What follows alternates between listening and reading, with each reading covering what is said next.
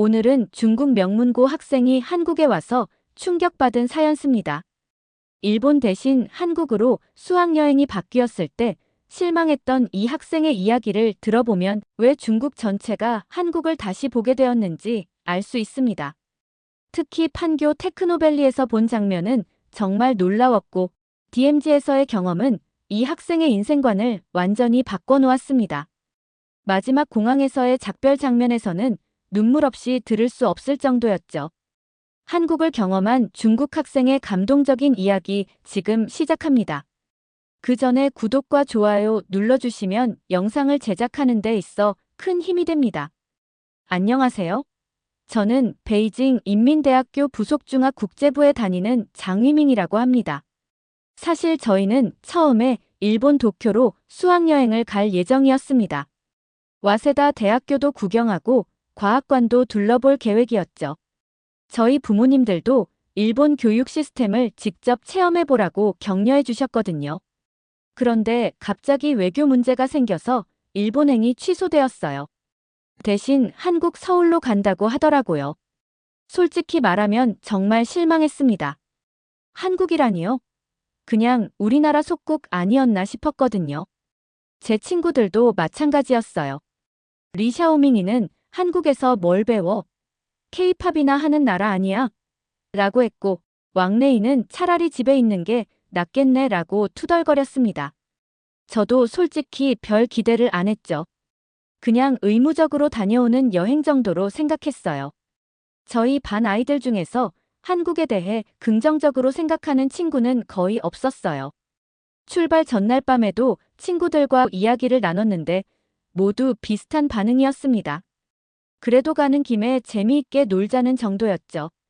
저는 한국에 대해 아는 게 거의 없었어요. TV에서 가끔 보는 드라마나 K-팝 정도. 그마저도 별로 관심이 없었거든요. 인천공항에 도착했을 때도 마찬가지였습니다. 비행기에서 내리면서 이제 일주일 동안 지루한 시간을 보내야 하나라고 생각했어요. 그런데 입국 심사를 받는데 완전히 자동화되어 있더라고요.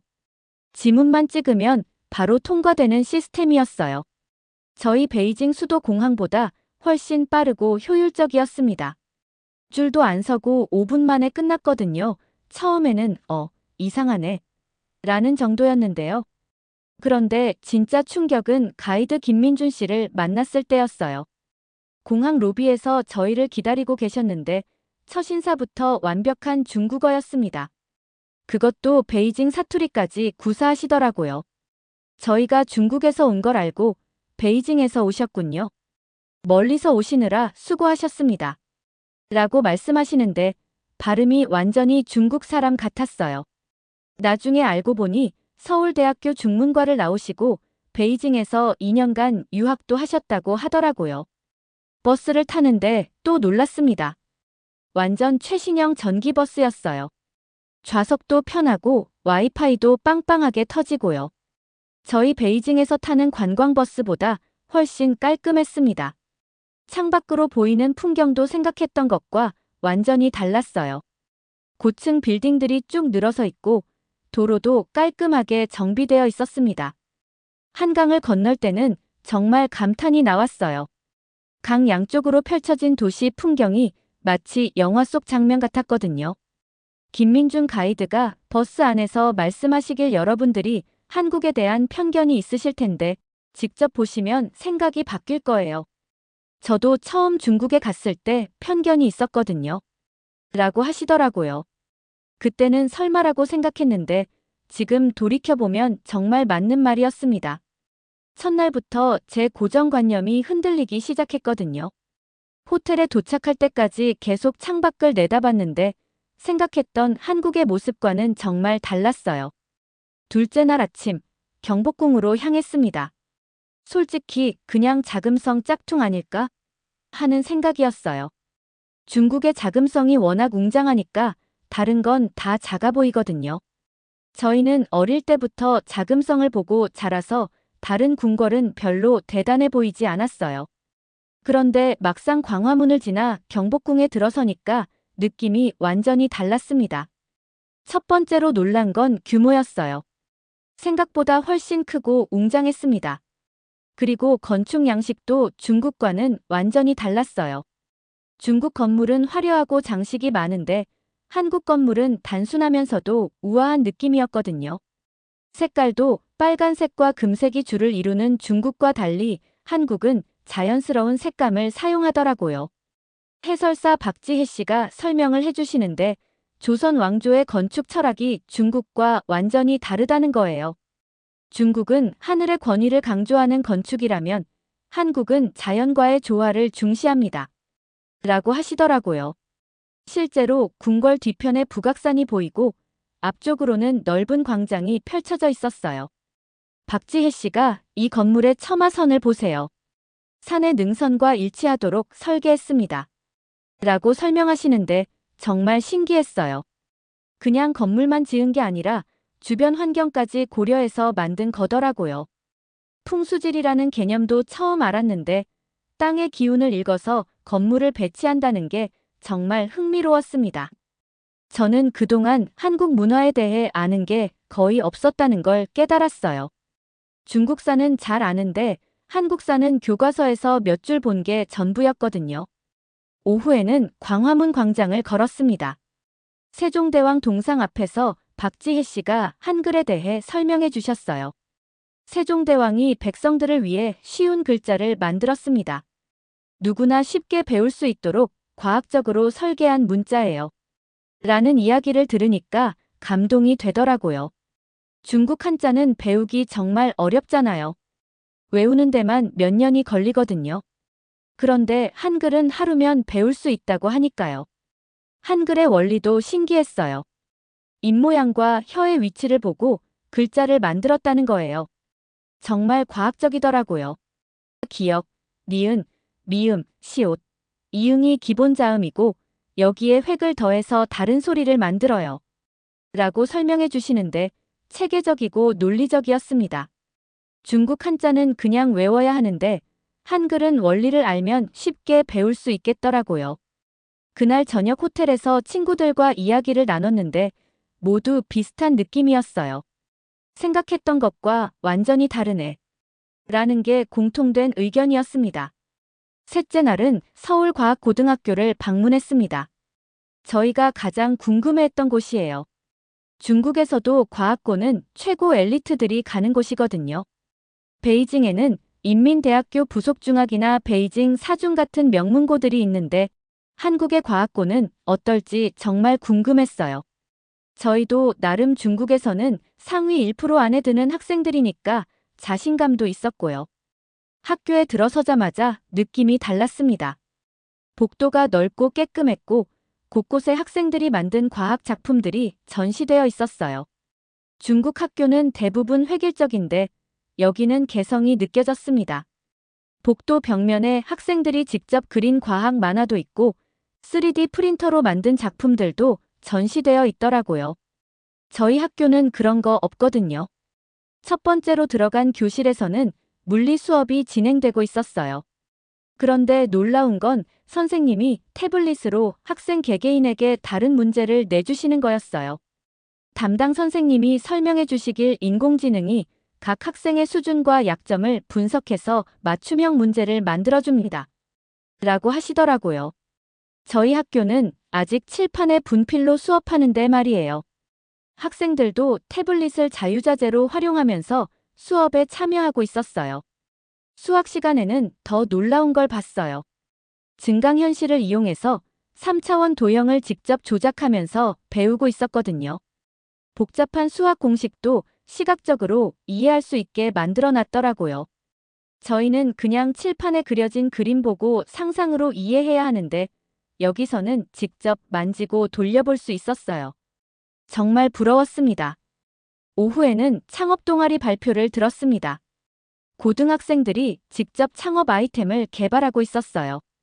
정말 놀라웠는데 아이디어가 정말 실용적이었거든요. 그 중에서 가장 인상 깊었던 건 시각장애인을 위한 음성 안내 앱이었습니다. 스마트폰 카메라로 주변을 촬영하면 인공지능이 분석해서 음성으로 설명해주는 거예요. 이준호가 기술은 사람을 도와야 한다고 생각해요. 돈을 벌기 위한 기술이 아니라 사람들의 삶을 편하게 만드는 기술이 진짜 의미 있는 것 같아요. 라고 말하는데 정말 감동이었어요. 방과 후에는 학생들과 자유롭게 대화할 시간이 있었습니다. 저희가 가장 궁금했던 건 공부가 힘들지 않냐는 거였어요. 그런데 이준호가 힘들지만 재미있어요. 내가 배운 걸로 다른 사람을 도울 수 있으니까요. 그리고 여기서는 암기보다는 창의적인 생각을 더 중요하게 여겨요. 라고 답하더라고요. 같은 나이인데 생각하는 스케일이 완전히 달랐습니다. 저희는 좋은 점수를 받기 위해 공부하는데 이 친구들은 세상을 바꾸기 위해 공부하고 있었어요. 그날 밤 저는 정말 많은 생각을 했어요. 저희는 좋은 대학에 가기 위해 공부하는데 이 친구들은 세상을 바꾸기 위해 공부하고 있었습니다. 무엇이 진짜 교육인지 다시 생각해 보게 되었어요. 넷째 날은 판교 테크노밸리 투어였습니다. 저는 솔직히 별 기대를 안 했어요. 중국에도 선전이나 항저우 같은 IT 도시들이 있으니까요. 화웨이나 텐센트, 알리바바 같은 세계적인 기업들도 있고요. 그런데 막상 가보니 규모부터 달랐습니다. 정말 미래 도시 같은 느낌이었어요. 건물들도 현대적이고 깔끔했고 곳곳에 첨단 기술들이 일상생활에 자연스럽게 녹아들어 있었거든요. 첫 번째로 네이버 본사를 방문했습니다. 건물부터 신기했어요. 로봇이 엘리베이터를 운영하고 사무실마다 최첨단 시설들이 갖춰져 있었어요. 김태현 연구원이 안내해 주시는데 인공지능 기술 수준이 상상을 초월했습니다. 먼저 파파고라는 번역 서비스를 체험해 봤는데 정말 놀라웠어요. 제가 중국어로 복잡한 문장을 말하면 즉석에서 정확한 한국어로 번역해 주는 거예요.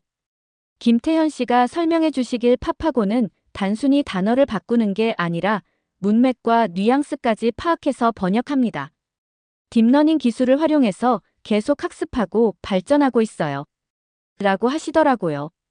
실제로 제가 오늘 날씨가 좋아서 기분이 상쾌하다.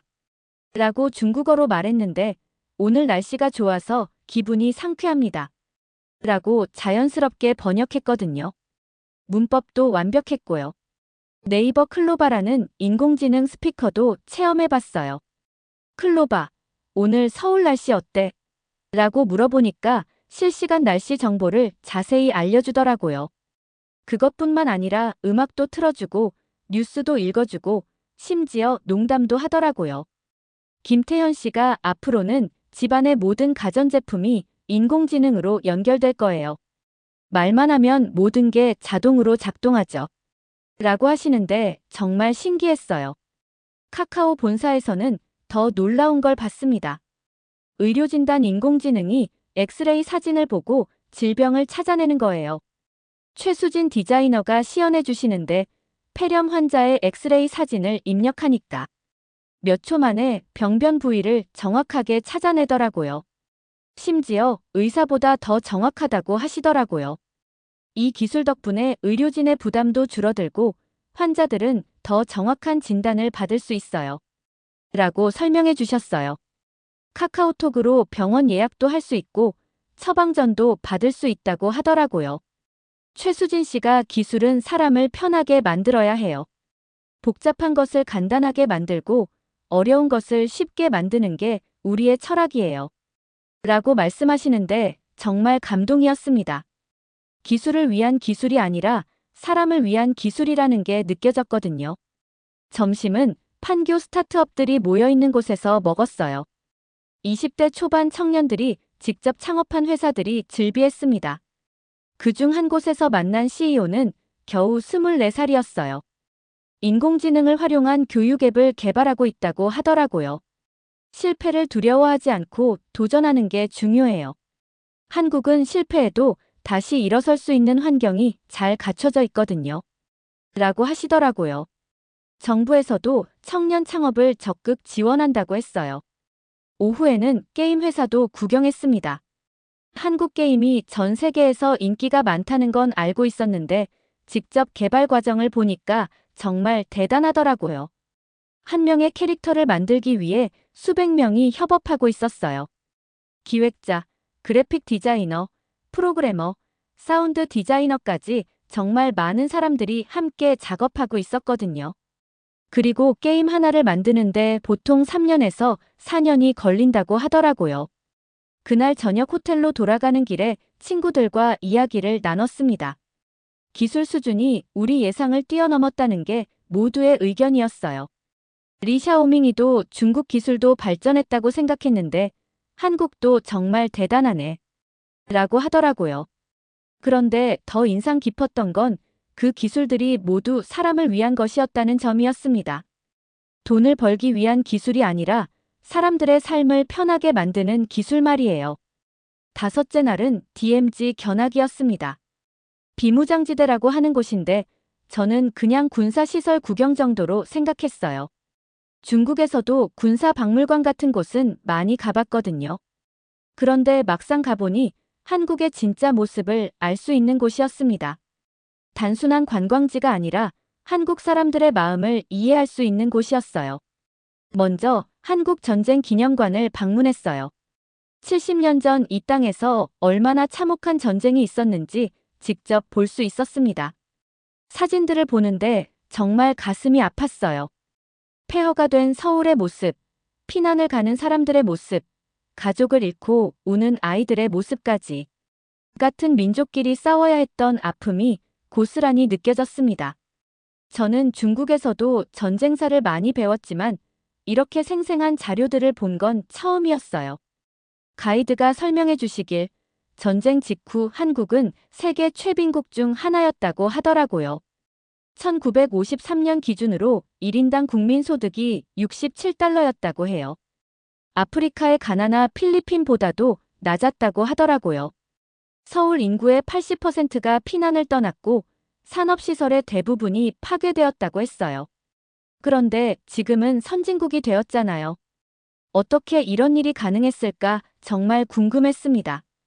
통일전망대에서 북한 땅을 직접 봤습니다. 맨눈으로도 볼 수 있을 정도로 가까웠어요. 불과 몇 킬로미터밖에 안 떨어진 거리인데 완전히 다른 세상이더라고요. 남한 쪽은 건물들이 즐비하고 도로도 잘 정비되어 있는데 북한 쪽은 허허벌판이었어요. 간혹 보이는 건물들도 낡아 보였고요. 같은 민족인데 이렇게 다를 수 있구나 싶었어요. 오후에는 안중근 의사 기념관을 방문했어요. 일제강점기 때 독립을 위해 싸운 분들의 이야기를 들으니까 정말 감동이었습니다. 나라를 잃은 상황에서도 끝까지 희망을 포기하지 않았던 그 정신력이 대단했어요. 안중근 의사가 하얼빈에서 이토 히로부미를 저격한 이야기도 처음 자세히 알게 되었어요. 중국 하얼빈에서 일어난 일인데 저는 그동안 잘 몰랐거든요. 6.25 전쟁 때 유엔군 16개국이 한국을 도우러 왔다는 이야기도 인상 깊었어요. 미국, 영국, 프랑스, 터키, 필리핀 등 전 세계에서 젊은이들이 한국의 자유를 위해 목숨을 걸고 싸웠다고 하더라고요. 그 중에는 중국계 미국인 군인들도 있었다고 해서 더욱 감동이었어요. 한국전쟁 참전용사 묘지에서 묵념을 할 때는 정말 마음이 숙연해졌습니다. 그날 저녁 호텔에서 친구들과 대화를 나누는데 모두 비슷한 생각이었어요. 한국의 진짜 강함은 첨단 기술이 아니라 굽히지 않는 정신력이었다는 거죠. 리 샤오밍이도 같은 아시아인으로서 정말 배울 점이 많다고 하더라고요. 왕래인은 우리도 이런 정신으로 공부해야겠다고 했고요. 저는 그날 밤 일기에 한국 사람들의 강인한 정신력을 배웠다. 어떤 어려움이 와도 포기하지 않는 마음가짐을 가져야겠다고 썼어요. 여섯째 날은 북촌 한옥마을과 동대문 디자인 플라자를 방문했습니다. 완전히 다른 두 곳을 하루에 보게 되어서 한국의 또 다른 면을 발견할 수 있었어요. 아침에 북촌 한옥마을에 갔는데 600년 된 전통 가옥들이 그대로 보존되어 있더라고요. 그런데 신기한 건 그 안에서 현대적인 카페나 갤러리, 부티크들이 운영되고 있다는 거였어요. 한옥의 구조가 정말 신기했어요. 나무와 흙, 돌만으로 만들었는데도 수백 년 동안 튼튼하게 서 있더라고요. 처마의 곡선도 아름다웠고 마당을 중심으로 기역자나 미음자 형태로 배치된 구조도 인상적이었습니다. 가이드가 설명해 주시길 한옥은 자연 재료만 사용해서 친환경적이고 여름에는 시원하고 겨울에는 따뜻하게 설계되었어요. 라고 하시더라고요. 한 카페에 들어가서 전통차를 마셨는데 600년 된 한옥에서 와이파이를 쓰면서 커피를 마시는 게 정말 신기했어요. 사장님이 전통을 보존하면서도 현대인들이 편리하게 이용할 수 있도록 리모델링했어요. 한옥의 구조는 그대로 유지하면서 현대적인 편의시설만 추가한 거죠. 라고 설명해 주셨어요. 중국에서는 옛 건물을 헐고 새로 짓는 경우가 많은데 한국은 보존과 활용을 동시에 하고 있더라고요. 한복 체험도 해봤어요. 처음 입어보는 한복이었는데 생각보다 편하고 예뻤어요. 한복 가게 사장님이 한복은 몸의 곡선을 자연스럽게 살려주는 옷이에요. 활동하기도 편하고 우아하기도 하죠. 라고 하시더라고요. 친구들과 함께 한복을 입고 한옥 앞에서 사진을 찍었는데 정말 예뻤어요. 나중에 위챗에 올렸더니 중국 친구들이 와 정말 예쁘다며 부러워하더라고요. 오후에는 동대문 디자인 플라자로 이동했습니다. 북촌에서 DDP로 가는 길에 서울의 모습을 더 자세히 볼 수 있었어요. 전통 건물과 현대적인 빌딩이 자연스럽게 어우러져 있더라고요.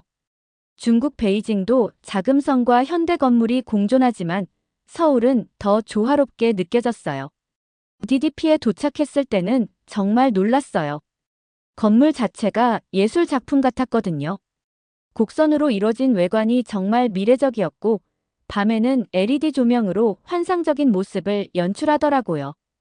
이현주 큐레이터가 안내해 주시면서 이 건물은 세계적인 건축가 자하 하디드가 설계한 거예요. 디자인과 기능을 모두 고려한 21세기형 건축물이죠. 라고 설명해 주셨어요. DDP에서 열린 디지털 미디어 아트 전시가 정말 인상적이었어요. 한국 전통 춤과 첨단 홀로그램 기술이 결합된 공연을 봤는데 정말 감동적이었거든요. 전통 무용수가 춤을 추면 그 동작에 맞춰 디지털 영상이 함께 움직이더라고요. 부채춤을 출 때는 화면에 꽃잎이 흩날리고 칼춤을 출 때는 번개가 치는 효과까지 있었어요. 이현주 큐레이터가 이것이 바로 한국의 정체성이에요. 전통을 버리지 않고 미래로 나아가는 것이 진정한 발전이라고 생각해요. 5,000년 역사를 가진 우리 문화의 첨단 기술을 접목시켜서 새로운 문화를 만들어가는 거죠. 라고 말씀하시는데 정말 감동이었습니다. 중국도 긴 역사를 가지고 있지만 전통과 현대의 조화 면에서는 한국이 더 성공적인 것 같았어요. 저녁에는 DDP 야외 광장에서 버스킹 공연도 봤어요. 젊은 뮤지션들이 K-팝과 전통 국악을 섞어서 연주하는데 정말 신선했어요. 가야금으로 K-팝 멜로디를 연주하니까 완전히 새로운 느낌이더라고요. 관객들도 자연스럽게 호응하면서 즐기고 있었어요. 그날 밤 호텔로 돌아가면서 부모님께 전화드려서 한국은 정말 매력적인 나라예요. 전통을 소중히 여기면서도 혁신을 두려워하지 않는 것 같아요. 라고 말씀드렸어요. 일곱째 날은 서울대, 연세대, 고려대 학생들과의 교류 시간이었습니다. 저는 솔직히 좀 긴장됐어요. 한국의 명문대 학생들이니까 엄청 똑똑할 텐데 저희가 대화를 제대로 할 수 있을까 걱정이 됐거든요. 그런데 막상 만나보니 정말 친근하고 따뜻한 사람들이었어요. 먼저 서울대학교 캠퍼스를 구경했습니다. 캠퍼스가 정말 넓고 아름다웠어요. 도서관도 크고 현대적이었고 연구실들도 최첨단 장비들로 가득했어요. 그런데 무엇보다 인상적이었던 건 학생들의 분위기였어요.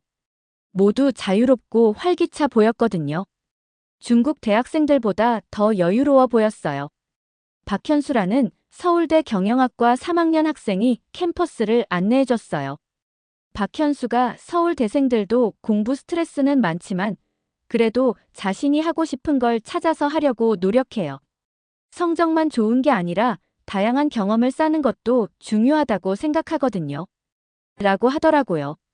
실제로 박현수는 경영학과지만 봉사동아리 활동도 하고 창업동아리에서도 활동하고 있다고 했어요. 오후에는 연세대학교를 방문했어요. 김지영이라는 국제학부 2학년 학생이 안내해줬는데 정말 중국어를 잘하더라고요. 1년 동안 베이징에서 교환학생을 했다고 하더라고요. 김지영이 처음 중국에 갔을 때는 편견이 있었어요. 하지만 직접 생활해보니 중국 친구들이 정말 착하고 열정적이더라고요. 그때부터 아시아 청년들끼리 더 교류해야겠다고 생각했어요. 라고 하더라고요. 연세대 도서관에서 함께 공부하는 시간도 가졌어요. 한국 학생들이 어떻게 공부하는지 직접 볼 수 있었거든요. 놀라웠던 건 그들이 암기보다는 토론과 발표를 중시한다는 거였어요.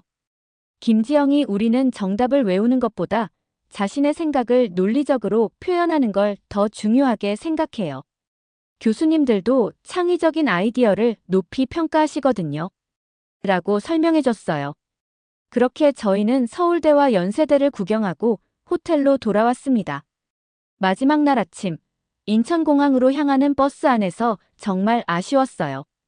일주일이 이렇게 빨리 지나갈 줄 몰랐거든요. 친구들도 모두 비슷한 표정이었어요. 리샤오밍이 진짜 한국 와서 좋았다고 하고 왕레이는 처음에는 실망했는데 지금은 정말 감사하다고 하더라고요. 공항에 가기 전에 한강 유람선을 탔어요. 김민중 가이드가 마지막으로 서울의 전경을 보면서 지난 일주일을 정리해보세요. 라고 하시더라고요. 유람선에서 바라본 서울 야경은 정말 아름다웠어요. 한강 양쪽으로 반짝이는 불빛들, 높이 솟은 빌딩들, 그리고 그 사이사이로 보이는 전통 건물들까지. 정말 조화로웠어요. 저는 지난 일주일을 되돌아봤어요. 처음에 한국에 대해 가졌던 편견들이 하나씩 무너지는 과정이었거든요. 한국은 단순히 K-팝이나 드라마만 하는 나라가 아니었어요. 첨단 기술도 발달했고, 교육 시스템도 훌륭했고, 무엇보다 사람들이 따뜻했어요. 그리고 전통과 현대가 자연스럽게 어우러지는 문화도 정말 매력적이었고요. 한강 유람선에서 친구들과 마지막 대화를 나눴어요. 우리가 정말 우물 안개구리였구나. 라는 게 모두의 솔직한 고백이었어요. 중국이 세계에서 가장 발전한 나라라고 생각했는데 한국도 정말 대단한 나라더라고요. 특히 사람을 중심으로 생각하는 철학이 인상적이었어요. 기술도, 교육도, 문화도 모두 사람을 위한 것이었거든요. 김민중 가이드가 여러분들이 한국에서 좋은 경험을 했다니 정말 기쁘네요. 그런데 이제 중요한 건 이 경험을 어떻게 활용하느냐예요. 라고 하시더라고요. 그러면서 한중 청소년 교류 프로그램에 참가해보는 건 어때요? 매년 여름에 양국 학생들이 서로 방문해서 교류하는 프로그램이 있거든요. 라고 제안해 주셨어요. 저는 바로 참가하고 싶어요. 라고 답했어요. 다른 친구들도 모두 동의했고요. 이번 여행을 통해서 진짜 국제적인 시각을 갖게 되었거든요. 중국만 보고 살던 제가 아시아 전체를 생각하게 되었어요. 그리고 한국 친구들과 진짜 우정을 쌓고 싶었고요. 비행기에 탑승하기 전에 저는 위챗에 글을 하나 올렸어요. 한국 여행 후기 편견을 버리고 진짜 친구를 얻었다. 라는 제목으로요. 사진도 많이 올렸는데 경복궁에서 찍은 사진, 판교에서 체험한 첨단 기술 사진, DMZ에서의 진지한 표정, 한복 입고 찍은 사진, 그리고 한국 친구들과 함께 찍은 단체 사진까지. 정말 많은 추억이 담긴 사진들이었어요. 글을 올리자마자 댓글이 쏟아져 들어왔어요. 진짜야? 한국이 그렇게 좋아? K-팝 말고 다른 것도 볼 게 있었어? 기술이 정말 발달했다고? 같은 반응들이 대부분이었어요. 저는 하나하나 정성스럽게 답글을 달았어요. 정말 가보면 생각이 바뀔 거야. 한국 사람들 정말 친절해. 우리가 몰랐던 한국의 매력이 정말 많아. 이런 식으로요. 비행기 안에서도 계속 생각했어요. 이번 여행이 단순한 관광이 아니라 제 인생의 터닝 포인트가 될 것 같았거든요. 세상을 보는 시각이 완전히 바뀌었어요. 중국만이 최고라고 생각했던 제가 다른 나라의 장점도 인정하게 되었고 더 넓은 세계를 꿈꾸게 되었어요. 베이징에 도착했을 때 부모님이 마중 나와 계셨어요. 어머니가 어땠니? 재미있었어? 라고 물어보시는데 저는 정말 좋았어요. 한국에 대해 완전히 다르게 생각하게 되었어요. 라고 답했어요. 집으로 가는 차 안에서 일주일 동안의 경험을 하나하나 들려드렸어요. 부모님도 그래. 한국이 그렇게 발전했구나. 라고 놀라워 하시더라고요. 집에 와서 위챗 메시지들을 확인해 보니 정말 많은 반응이 있었어요. 제가 올린 글이 공유되고 또 공유되어서 수천 명이 봤더라고요. 댓글도 수백 개가 달렸는데 대부분 긍정적인 반응이었어요. 나도 한국에 가보고 싶다. 한국에 대한 편견이 있었는데 반성하게 된다. 아시아 청년들끼리 더 교류해야겠다. 이런 댓글들이 많았어요. 그 중에서 가장 기억에 남는 댓글이 있었어요. 같은 학교 선배가 위밍이 글을 보니 나도 세상을 더 넓게 봐야겠다는 생각이 든다. 앞으로 다른 나라 친구들과도 더 많이 교류해보고 싶어. 라고 써주신 거였어요. 제 경험이 다른 사람들에게도 영향을 준다는 게 뿌듯했어요. 저는 그날 일기에 이렇게 썼어요. 이번 한국 여행은 내 인생에서 가장 의미 있는 경험이었다. 편견을 버리고 열린 마음으로 세상을 바라보는 법을 배웠다. 그리고 진짜 친구들을 만났다. 이제 나도 아시아의 미래를 만들어가는 청년이 되고 싶다.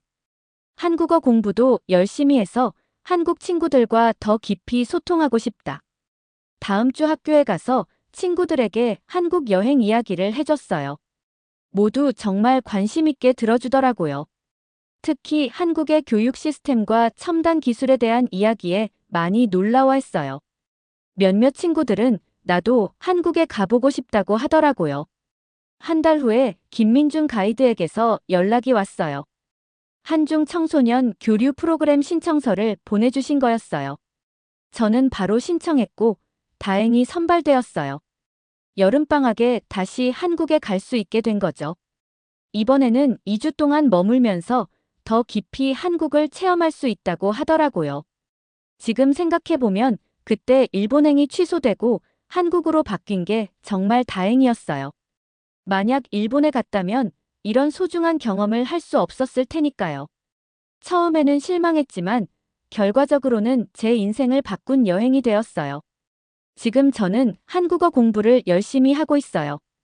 한국 친구들과 더 자유롭게 대화하고 싶거든요.